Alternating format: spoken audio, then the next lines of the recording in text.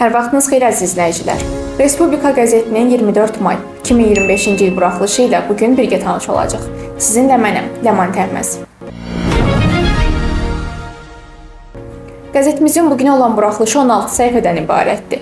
İlk səhifəmizdə Prezident İlham Əliyev TDT-nin Daxili İşlər Nazirlərinin ikinci görüşünün iştirakçılarından ibarət nümayəndə heyətini qəbul edib başlığı ilə yazı dərc edilib. Azərbaycan Respublikasının Prezidenti İlham Əliyev mayın 23-də Türk Dövlətləri Təşkilatının Daxili İşlər Nazirlərinin ikinci görüşünün iştirakçılarından ibarət nümayəndə heyətini qəbul edib.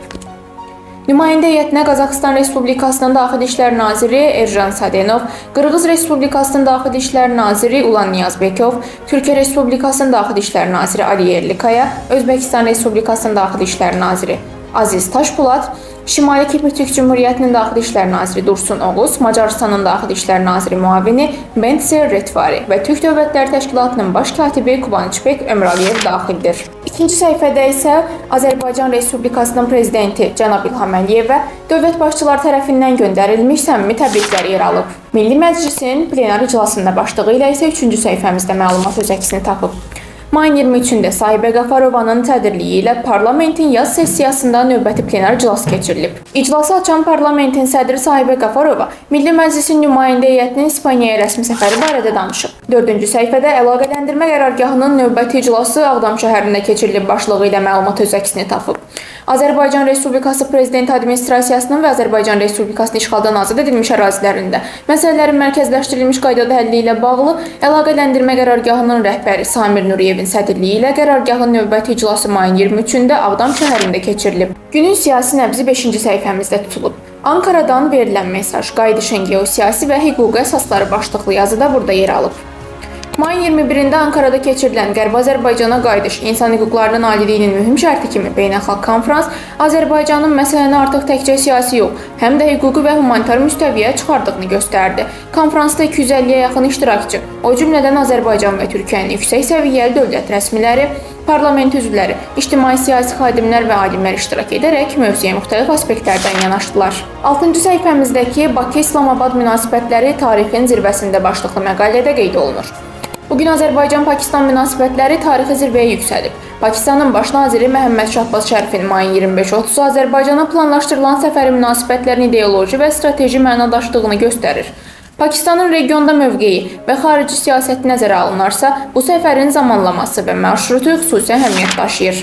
Günün siyasi nəbzi həm də 7-ci səhifəmizdə tutulub. Çoxtərəfli əməkdaşlıq platformalarının mərkəzində yazısı da burada yer alıb. 3+3, yəni 6-lıq platformasını regional əməkdaşlıq konsepsiyasının mühüm tərkib hissəsi hesab etmək olar.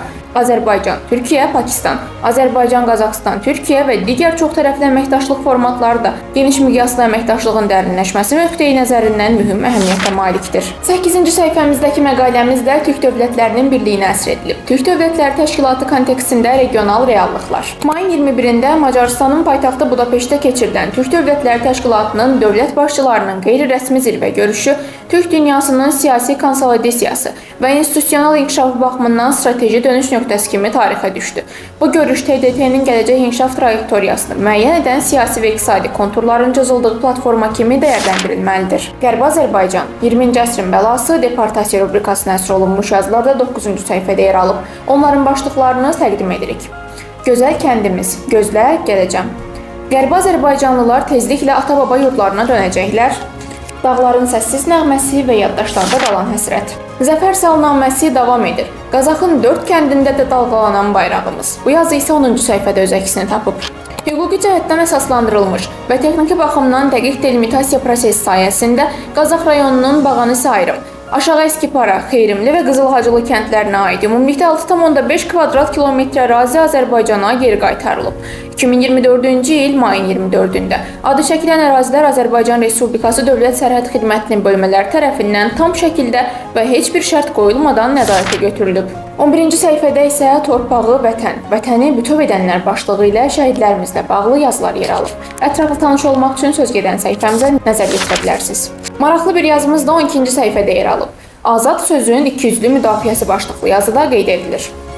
Tramp sübut etdi ki, sözgedən media qurumları, yəni Azadlıq Radiosu və Amerikanın Səsi çox vaxt liberal çevrələrin nüfuz alətləri kimi ABŞ-ın milli identitetinə qarşı zid fəaliyyət göstərirlər. Donald Trump'ın prosesə start verdiyi anda Avropa İttifaqı sürətlə boşluğu doldurmağın yollarını axtarmağa başlayıb. Azadlıq Radiosuna Avropa İttifaqı tərəfindən ayrılan 5,5 milyon avroluq maliyyə dəstəyi rəsmi izahatda demokratiyanın qorunması və pluralizmin dəstəklənməsi ilə əsaslandırılsa da, reallıqda bu addımın arxasında çoxşaxəli geosiyasi məqsədlər dayanır. Ermənistanın kompassız yürüyüşü, böyük inteqrasiya tamaşası.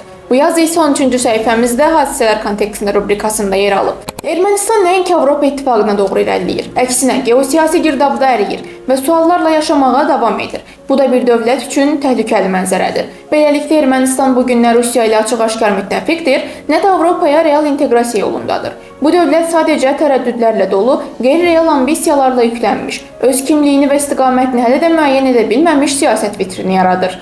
Bəzən bu hal kompassız gəmiyə bənzədilir. 14-cü səhifəmizdə Güneyin fədaisi, Quzeyin sevdalısı başlığı ilə Cavateyə təsir olunmuş məqalə yer alıb. Xalq tərəfindən əsrimizin yaşayan Dədə Qorqudu, hər iki tayın müdrik ağsaqqalı, əsrin Azərbaycanlısı, dövrümüzün Prometeyi və bu kimi fərqli titullarla tanınan görkəmli cərrah, türkoloq alim Cavateyyətin ömür səhifəsi 24 may 1925-ci il Təbrizin mədəni-ictimai mənzərəsində özünə məxsus yeri olan soy kökü ilə seçilən ailələrdən birində açılmışdı. Atası alim mütəfəkkir Ruhani Mirzəəli Heyət İran tarixində dərin izlər qoymuş, məşrutə inqilabının fəallarından biri olmaqla yanaşı, həm də ölkənin ədliyyə sistemini yaratmışdır. Dünya Bugün xəbərlər rubrikası 15-ci səhifəmizdə yer alıb. İran nüvə obyektləri ilə bağlı ABŞ-a şərt qoyub. Rusiya Xarici İşlər Nazirliyi Zelenski və Putinin görüşü üzərində iş aparır. Türkiyə Silahlı Qüvvələrində FETÖ əməliyyatı. Finlandiya parlamentinin baş katibi dövlətə xəyanətdə şübhəli bilinir ki, maraqlı məlumatlar da burada yer alıb. Son səhifəmizdə isə bir də belə tanıyaq rubrikasında Nina Ricci və Yevgeni Morgunov haqqında maraqlı məlumatlar öz əksini tapıb. Beləliklə qəzetimizin son səhifəsi hava haqqında məlumatla da yekunlaşır. Bizim də sizə bugünlük çatdıracaqlarımız bu qədər idi. Daha çox məlumat almaq üçünsə qəzetimizi izləməyi unutmayın.